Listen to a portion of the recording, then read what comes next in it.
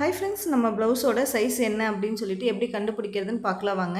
இந்த மாதிரி 2 ஆர்ம் ஹோலுக்கும் சென்டரில் வச்சு கண்டுபிடிக்கும்போது நெக்கோட இறக்கத்தை பொறுத்து செஸ்ட் அந்த இடத்துல வந்து சேஞ்ச் ஆகும். ஸோ அந்த இடத்துல கண்டுபிடிக்க முடியாது. இந்த மாதிரி நெக்குக்கு கீழே பாட்டமில் என்ன மெஷர்மெண்ட் வருதோ அதையே இந்த மாதிரி 2 சைடு குறிச்சிக்கோங்க. 4.5 இன்ச் வருது. அப்படியே ப்ளவுஸை திருப்பிட்டு இங்கேயும் அதே 4.5 இன்ச்சை நம்ம குறிச்சிக்கலாம்.